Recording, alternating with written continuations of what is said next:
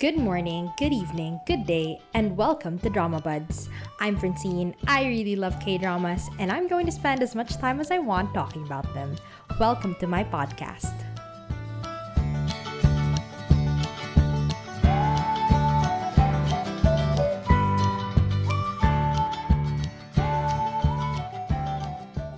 So, hello everyone. On today's episode, we're going to talk about rewatching K-dramas. And okay, first of all, how did we end up on this topic? Well, I just rewatched my Mister. Yeah, for like the past week or so, we watched like 4 episodes a day and then slowed down because we had to go back to school and work. But yes, I just rewatched my Mister, feeling all the feelings and noticing so much that I didn't pick up before. And look, I literally have a podcast episode on my Mister. Just check it out. I think it's like episode 4 or something. And I have talked about it before, but I still feel like there are still no words to describe really what it made me feel and what I reflected on as I was watching that show. Like it okay, sorry for the My Mr. tangent, but it's necessary. I have to talk about this show every single time. I the first time we watched it, like we heard it was good, had some expectations, and then they were just exceeded. So far exceeded our expectations that it was just absolutely just gutting, I spent a day just in a daze after watching it for the first time. And then this time it's like, okay, we know what's going to happen, we know what we're going to feel, and now it's just time to notice everything about it. My rewatch, I focused more on like the storytelling and the technical aspects. Like, okay, after watching so many works of, Kim Won-suk PD and also watching another Oheong with the same writer as my Mister, it's like I know the styles of the director and the writer. I know what else they've done outside of this absolute masterpiece. And I want to see, are there any similarities between among their other works and then this one, and like, yeah. I don't know where I was going with that, but my point is like my Mister was just absolutely perfect for me. Like it for me is just like a masterpiece of storytelling. Like every shot, every line, all the every single aspect from the writing to the acting to the directing of how they acted to the music, the sound effects, even just the CG, the little edits. Sometimes they had those just to keep it interesting every now and then. Every aspect of this show has meaning. And so, watching it now, knowing that I'm not focusing on the story really, I'm focusing on how, like, all these little details were possibly foreshadowing or alluding to something that's going to happen in the future, or like knowing what's going to happen in the coming episodes. Like, just this one line, this one shot, this one scene can actually explain so many of the motivations of the characters that I wouldn't have understand the relevance of this conversation in my first watch. I wouldn't have stopped, like I wouldn't have noticed this conversation from episode 4 and then realized that maybe that was the theme of what happened in episode 12 in my first watch. I wouldn't have had that hindsight, right? Really, it's so fascinating how much I was still able to pick up from this rewatch. And I think, it's a My Mister appreciation train here, but I just realized that My Mister has a lot of very dramatic plot points.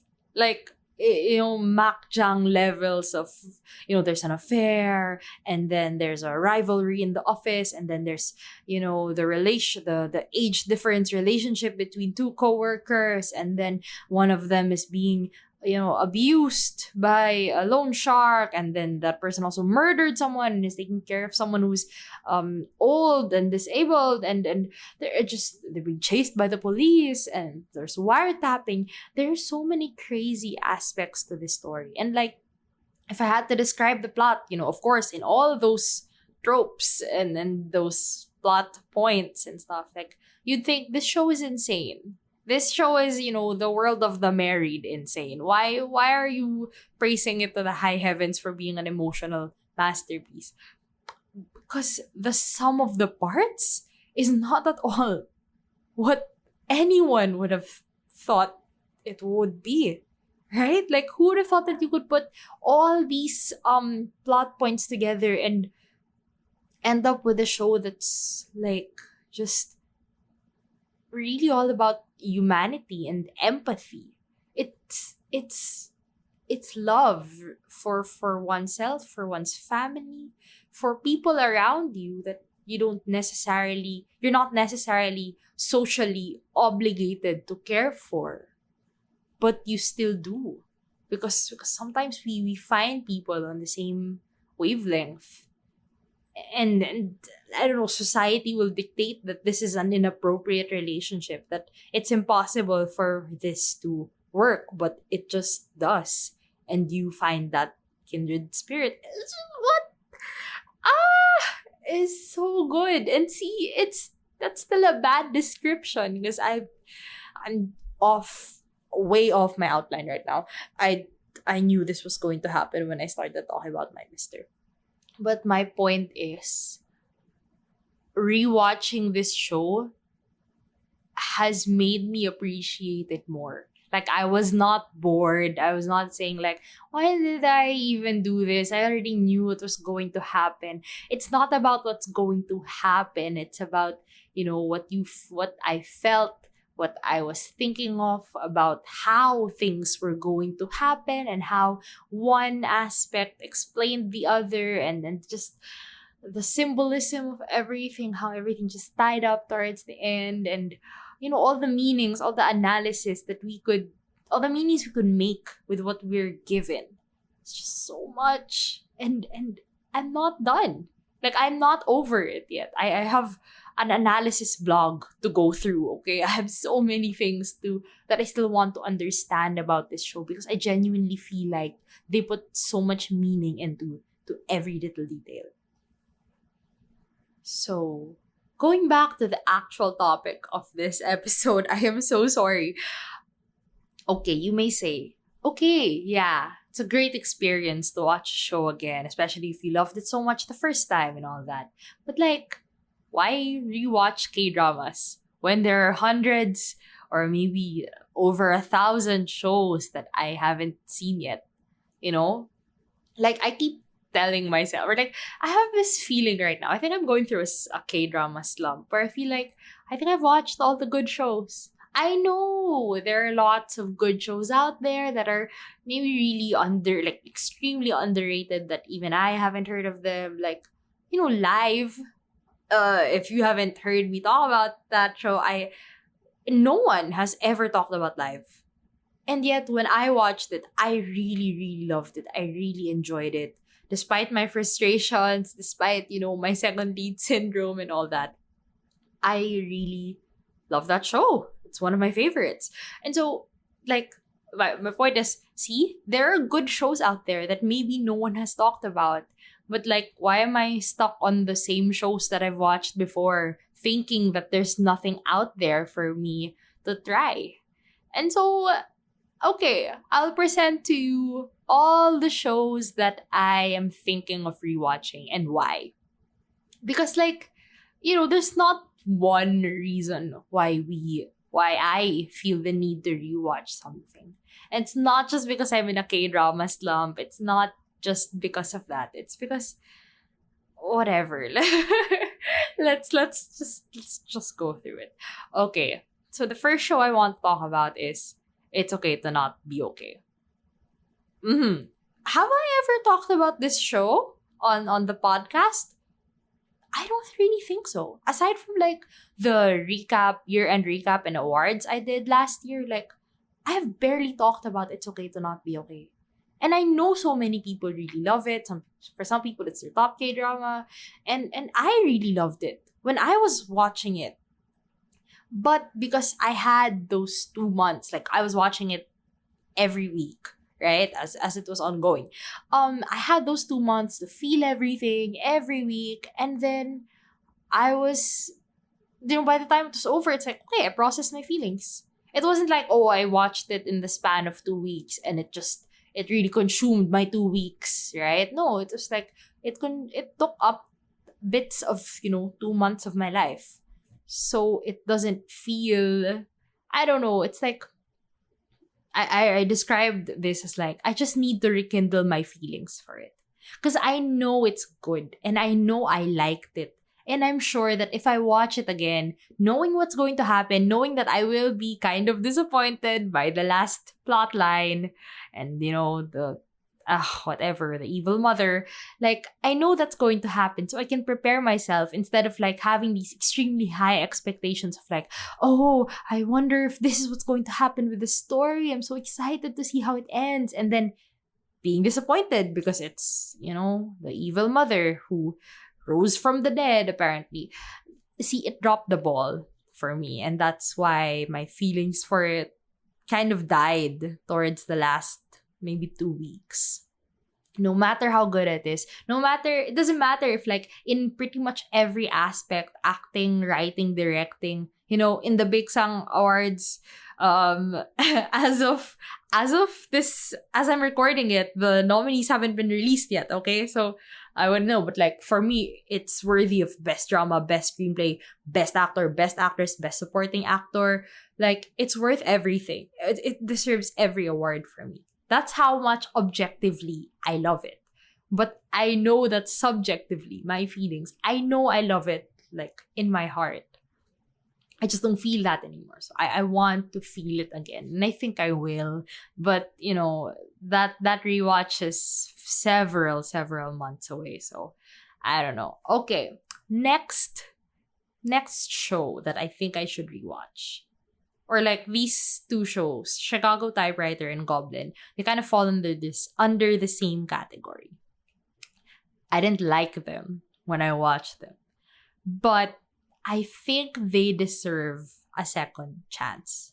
So first, Chicago Typewriter. I think I mentioned this, right? In my ratings, how I judge K-dramas episode last week. I think I mentioned that I didn't like this show because I don't know, I just didn't feel it. And then I watched it in 1.5 times speed. And then, by then, like, it was over. Like, I was just watching it to know what happened so that I could answer my homework and stuff. But yeah, I genuinely think that I just wasn't in the right headspace or mindset while I was watching it. Like, I was just going through a lot of stress, and then this was technically homework, and I just had to go through it. I just had to get through it. And then didn't help that I wasn't a fan of the main couple or even the main characters. And like, I feel like if I watch it, in one time speed, like the normal speed, and really sit down with it and try to understand not just the story. I get the story, obviously. Not just the story, but the motivations or the actual characters. Because I feel like I didn't like them because I didn't understand them, or I didn't pay attention to the motivations, behind everything that they're doing. Like, I genuinely don't get it. I cannot tell you what really happened in this show and why things had to happen that way. I cannot. Okay, so yeah, that is my goal if I ever rewatch Chicago Typewriter. Like, I want to give it a full chance, and I want to really understand the characters and see if, my snap judgment of not really liking them or sympathizing with them or seeing, why they had to have a love line. Like, that was a snap judgment. I think by episode 1 I could already tell that I felt that way. So I want to see if that was genuinely an opinion I can stand by even after trying my best to like the show. See, it's not a show that I would give it like, a second chances episode on, where I really just rush through it and see what I can pick up from it. Like, no. I think it deserves more respect than that. Because I am interested in the concept and I've heard good things. I mean, I've heard people say good things about it. So I really don't think it's that bad. I really think, the time and place wasn't right for me in this show. Okay. Oh, Goblin. I mentioned that earlier, right? So, Goblin was one of the first K-dramas I watched. And I remember in my 2020 year-end awards, I mentioned it as the most overrated or overhyped, I think. Because like, everyone's saying like, this is the start of the K-drama renaissance. Like, after Goblin, things started to change for the K-drama scene and all that. And I could see that. Objectively, I think, but I just felt absolutely nothing for it. Like, aside from like, yay, Kim Go-eun is a great actress. So happy I discovered her there. It's like, what? I felt nothing for the main couple, really. It's like, because it's kind of a fate thing. Like, of course, she is the Goblin's bride, so she is predestined or predetermined to be tied to him, and then if because they had to be together, that's how they fell in love. It wasn't organic. Like, it didn't happen because they were necessarily compatible. It was just like, we're predestined somehow to be tied to each other anyway. So, you kind of fall into it because of that expectation that we are meant to be together somehow. See? So it just feels like, okay, it's bound to happen anyway.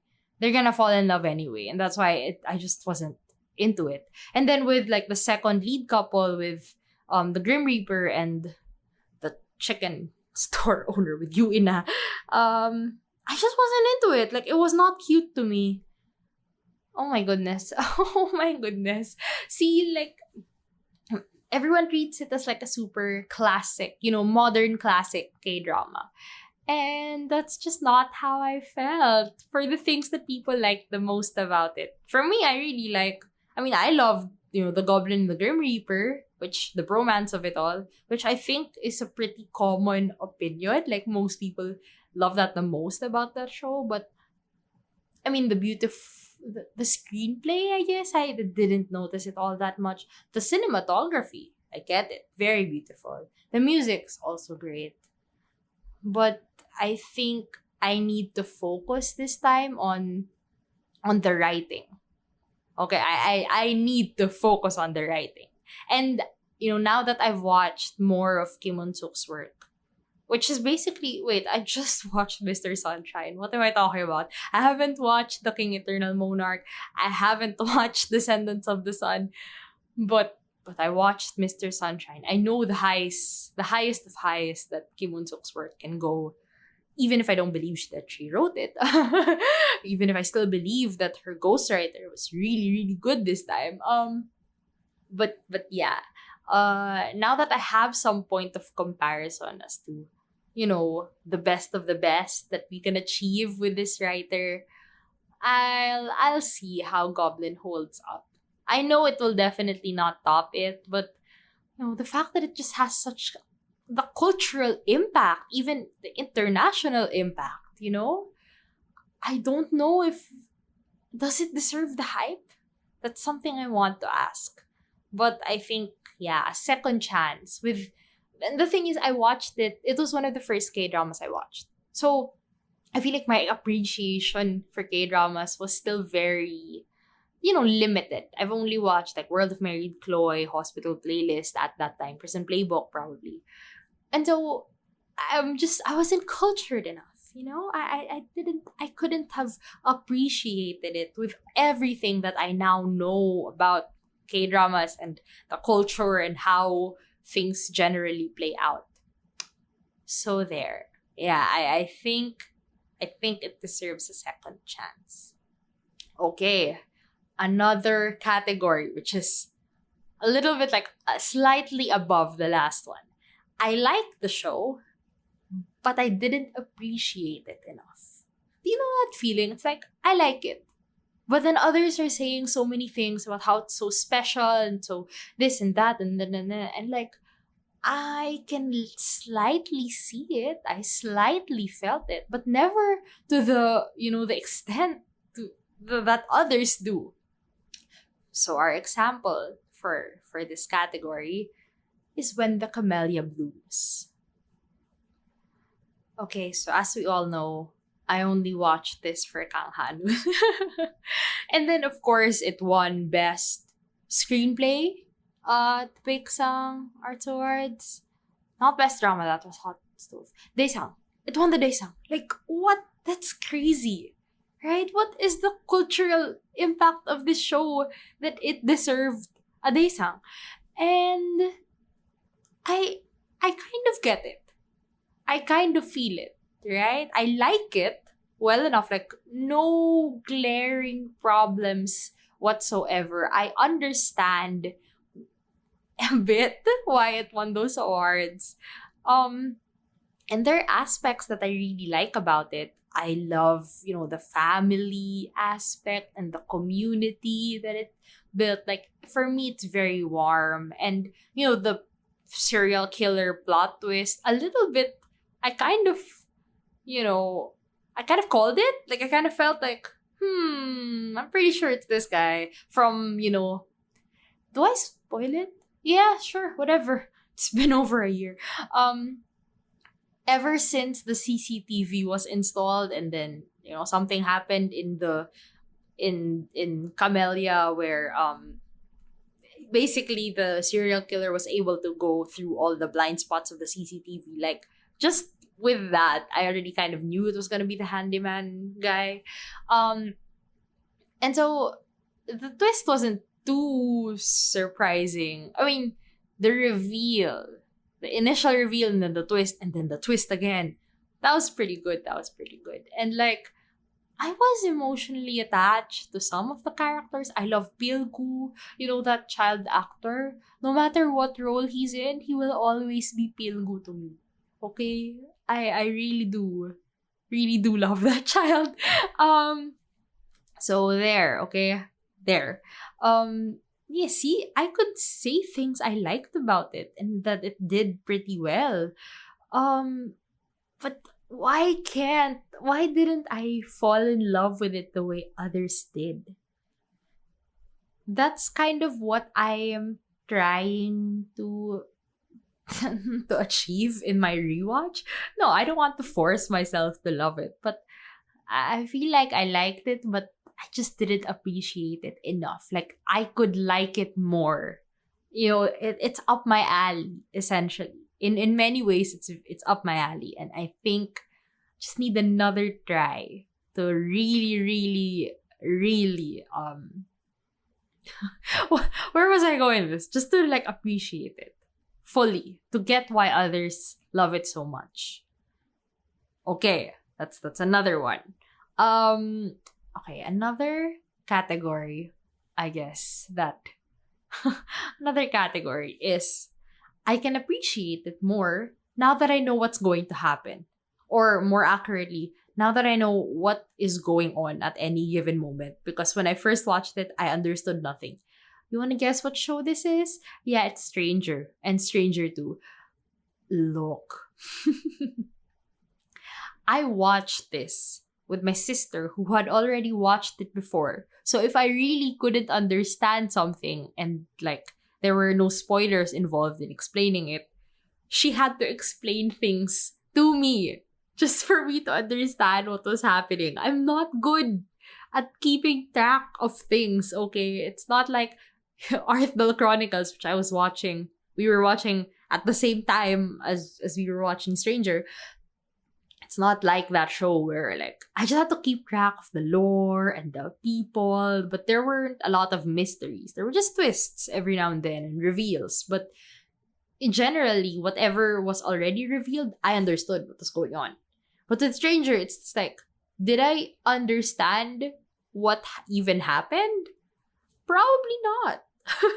And so I think most of the time as I was watching the show, I was just focused on, you know, um, what do you call that? Like keeping up with what was going on at the moment. I couldn't think ahead. I had barely had any time to, rehash all the, or like to revisit all the details and events that maybe led to this. Especially in season 2. Season 2 had so many moving parts, which, once again, I am a season 2 defense squad member. Okay, I will defend Stranger to the death. I love both seasons. They have their strengths. Don't need to put one down just to lift the other up, just to lift your faves up. But yes, I'm very slow. and and yeah, I think now that I know who's the killer, I know who's going to die, I know pretty much the general flow of the story. I want to see the little details. I want to appreciate more things than just the writing. Because of course the acting is good. Of course, I'm sure the directing is also good. Like, honestly, I feel like the directing is just okay because it had to, like, the writing was just front and center. Like, no one cares about anything else but the great, great, great, great writing. So yeah, I want to appreciate other things about the show now that I'm not preoccupied with understanding what the hell's going on because I just can't understand. Okay. So, another category of shows is that sometimes in a show that I already love, there's just more to appreciate. And obviously the show I'm going to talk about, that was My Mister. I know I had like, a soliloquy earlier about it. But like, I love My Mister, It's a show with substance. I think, thinking that there is more to appreciate, there's more to understand, to analyze, to try and feel, and to interpret, that's for shows with substance. Because genuinely, hey, let's be honest, some shows are just plots. Like some shows that, I'm not saying it's wrong to be plot heavy. What, you think My Mister doesn't have plot? Yeah, it has an affair, wiretapping, abuse, age difference, will they, won't they? It has a lot. Okay, it has family stuff, other stuff. My Mister has a lot going on. It's really not as slow as I thought it would be, but it's the tone. I think it's the tone that makes it feel or makes you think that it's slow, but when you're actually watching it, it's really not that slow. It's perfectly paced. It's just right. But yes, it's a show with substance. My Mister is a show with substance. And like when it comes to rewatching shows, like this isn't, how the other categories are about my viewing experience and my appreciation of the show. How, sometimes I'm just not in the right mood or to watch a show, or I just didn't appreciate it enough, or I was preoccupied with other aspects of the viewing experience. But this time, it's like, it's not a me problem. It's not even the problem of the show. It's just me further interacting with the text. Further, just trying to go deeper into what I initially observed and initially loved about it. Because, why rewatch a show if you're not going to get anything from it anymore? There must be, like, I'm just wasting my time if I'm just going to watch a show for the heck of it. I have limited time in my day and in my life. I have to, I want to use that time well and try to gain something from all these shows that I'm watching. And so with My Mister, it's just like, I knew when I first watched it that I really stopped to think about what I was living for a while. Genuinely, genuinely. Like, I was just empty for a day because it really makes you stop and think, like, the direction of our lives. Like, what? Where are we even headed? Or, like, who are we? I mentioned this in my podcast episode. I think, like, who are we outside of the pillars that hold us up or the things that create our quote unquote identity? But those are just essentially things that are around us, It's not necessarily us. It made me think about that for such a long time. And then when I rewatched it, well, I focused less on myself this time, my self-reflections. And I was just thinking of, like, how can we create a story like this again? Like, what was going on in Park Hae-young's mind as they were writing the show, coming up with all these ideas, and then working with Kim Won-suk and just going ham with the sadness and the introspection and all that. Like, I talked about this before. I don't know if it's on the podcast or it's just with a friend, but like, or my sister. But I have a feeling that I might not really go back to watching Western shows and movies as I did before, because, like, I don't think I'm ever going to find a Western show that's like My Mister. Just a show that's just about that. Whatever that is, all the things that My Mister features, all the plot and yet all the emotions and the introspection and the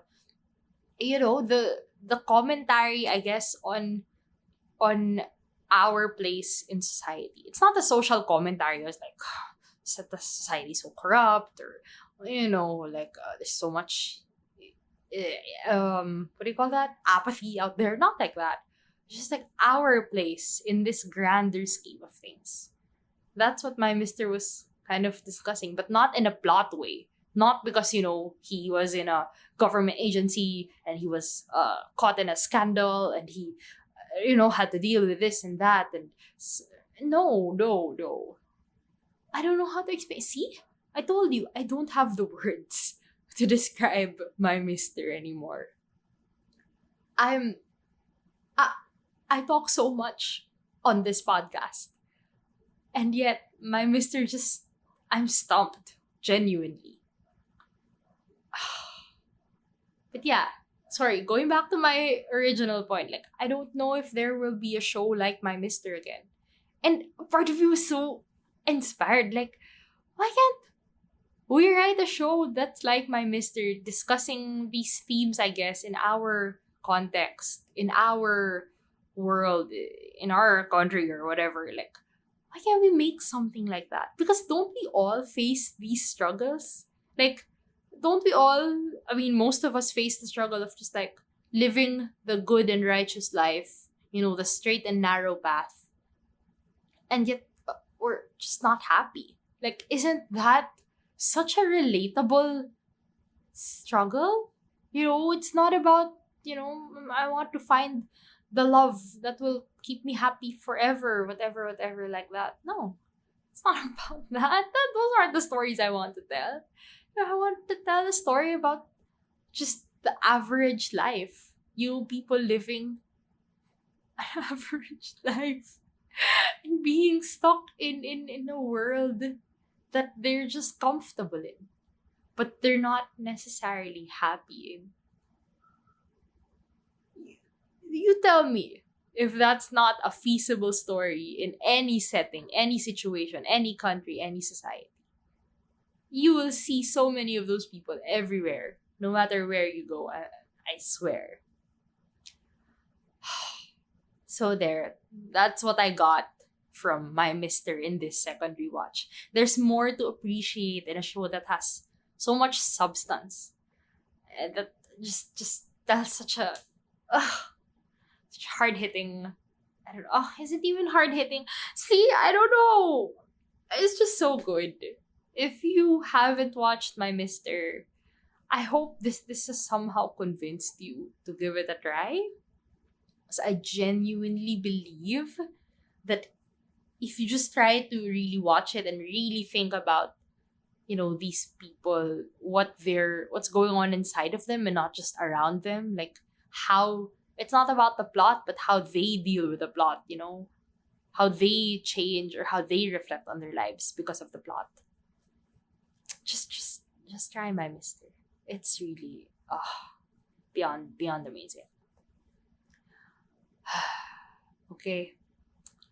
Our last category ish for today is, sometimes I just want a comfort drama.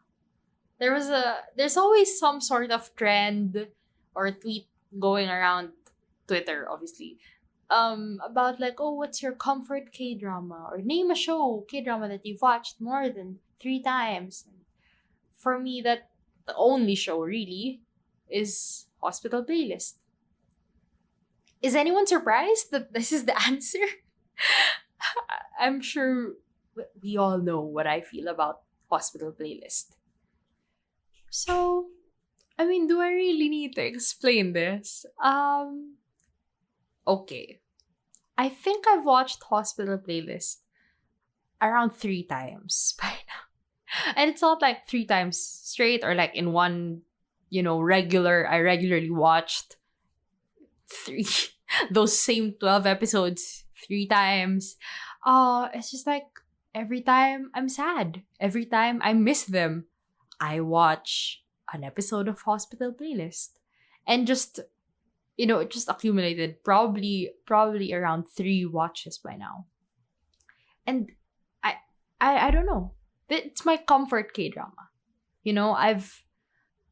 I would not be a K-drama stan. I wouldn't have watched over 50 works if I didn't start with Hospital Playlist. I didn't start with Hospital Playlist. It was like my second or third K-drama. But because of this show, it just changed everything, right? I've talked about this before. I have a podcast episode 8 with my friend Louie. We talked about Hospital Playlist and some of the other Shin PD works, just why we love it so much. I will definitely be rewatching Hospital Playlist for real.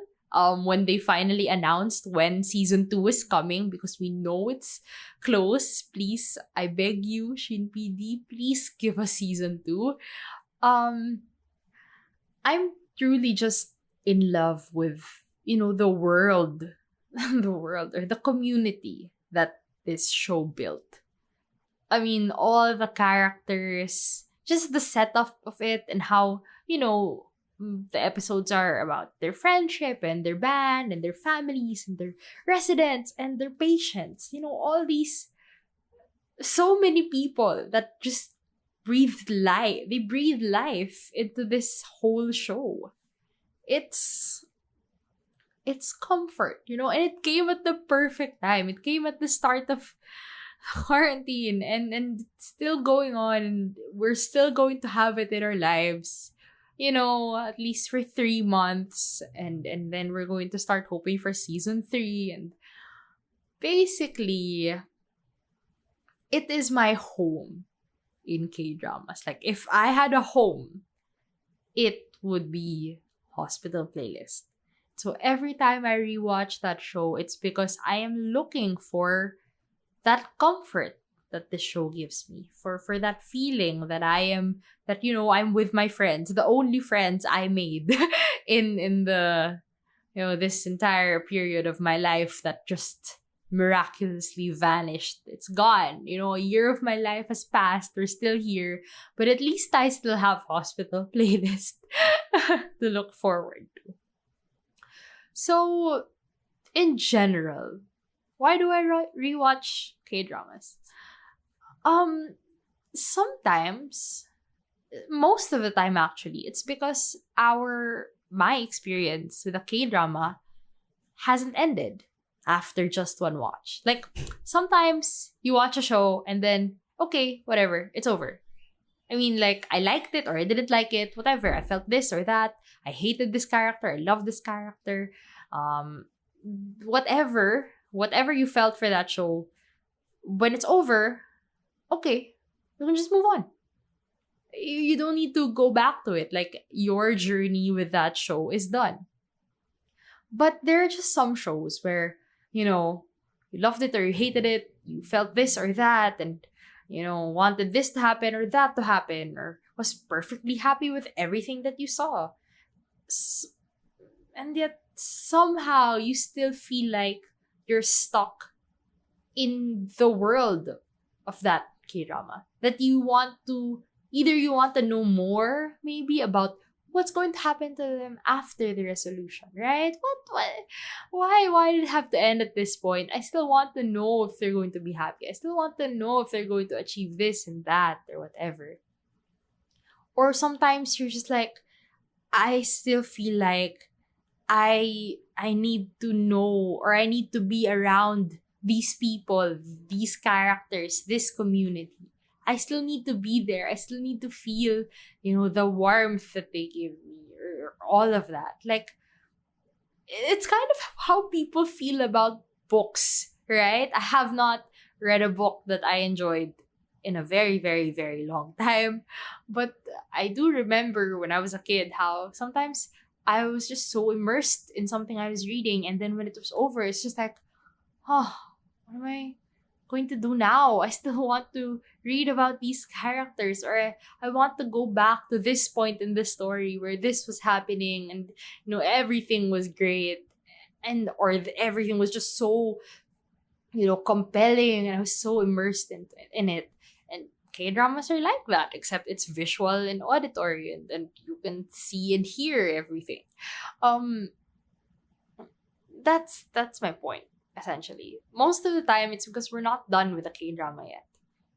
Like, we still need to process certain things. We still need to understand more things, or we need to revisit, or to change, to address how our viewing experience affects our opinions on something, right? A lot of these shows where I didn't like them, but I feel like it's a me problem, it's not a them problem. Right? The viewing experience, and even our personal experiences, like who we are as a person, what we've experienced, the people we've met, that affects how we watch, how we understand or interpret what we're watching. And so, like, maybe I was like this back in July 2020. But now in April 2021, I feel like I've changed as a person. I feel like more things have happened to me. I've experienced different things. I've grown. I've changed. I've grown. Or I've become a worse person. And maybe I can sink so low to understand, these characters that at first I thought were despicable, but maybe I could actually sympathize or empathize with them, right? Who knows? But as people, we our thoughts, our interpretations are always affected by what we know, what we've experienced, and what we feel about certain things. Like, that's just unavoidable. No human is perfectly objective. Except maybe Wang Shimok. But we don't know that. We don't know. I'm pretty sure I've mentioned this in my how I judge K dramas episode, but yeah, something like we're just never objective, and our viewing experience is affected by so many factors, and that's why sometimes I want to rewatch show because I was in the wrong viewing experience, or my viewing experience wasn't optimal for that kind of show. There. I read something on Facebook about people rewatching the same shows and movies because it's like predictable and it's comforting. Like, in uncertain times such as these, like, sometimes you just need to know what's going to happen, to know something that is certain, to know that in episode 4 there will be a hug, and in episode 8 there will be a kiss, and then in episode 12 they're gonna break up, but don't worry, in episode 13 they're going to get back together. Like, sometimes you need to know what's going to happen next. Simple as that. Just to take out the frustration and the anxiety of living in uncertainty. You want to immerse yourself in a show or a movie where you already know what's coming. And so you can prepare yourself mentally for it, or you have something to look forward to. Right? As I mentioned, in My Mister, in episode 7, they're going to laugh. Oh my goodness. I'm so excited for them to smile at each other. Because honestly, in these times, sometimes, there's nothing to look forward to. The future is just like this gaping void of, uncertainty. And when I rewatch a show that I love, like let's say Hospital Playlist, I know that in episode 3, they're going to sing Aloha. In episode 4, they're going to have, the canon rock version montage before they play that really epic band scene. And then in episode 6, there's going to be the Ikjun Songwa, flashback reveal. And then in episode 10, there's going to be, what's a treat I give myself? Is eating and drinking coffee with you. I know that's going to happen. And so I have something to look forward to every time I watch this show. Because I have nothing to look forward to in my actual life. So yeah, that's it. Reasons to rewatch a K-drama. Sometimes you just aren't over it yet. Even weeks or months later after you watch a show, you're still not done. Or you still want to experience what that show made you feel before, or made you reflect on before.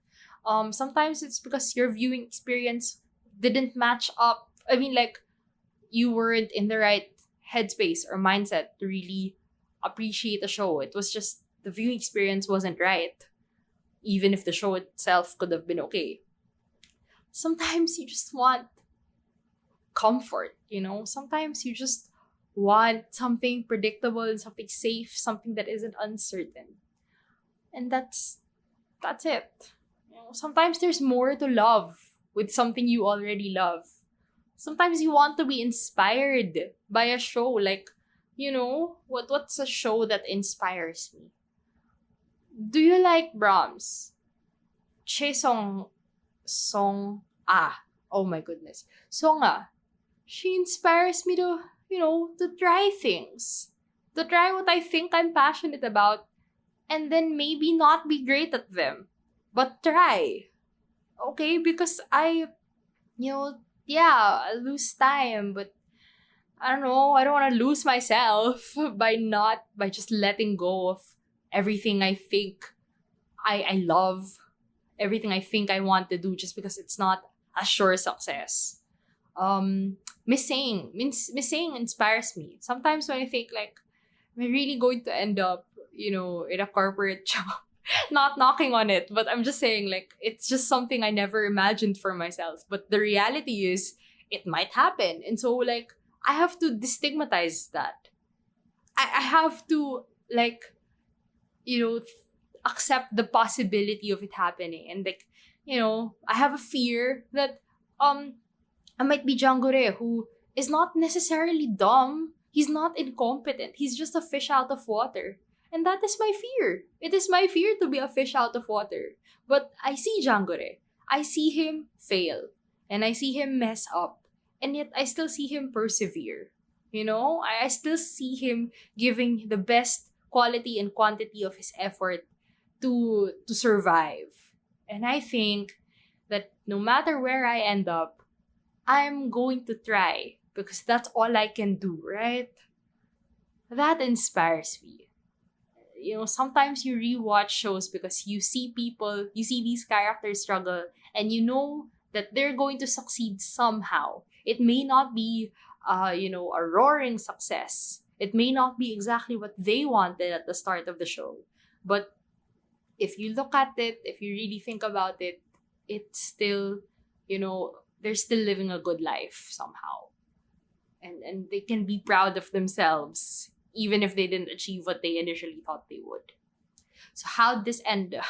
With me oversharing once more. But that's the episode. We rewatch K-dramas for many, many reasons. And, just if it makes you happy, don't think that you're wasting time by rewatching things when there could be more to watch. There's more to experience, more to try. Like, it's not wrong to stay with what's familiar sometimes, to really love and appreciate what you know you love or appreciate or want to give another chance to. Okay, that's it for me today. I thought this was going to be a short episode, but as you know, I can't help myself. Thank you for tuning in. Thank you for listening, and I will see you soon.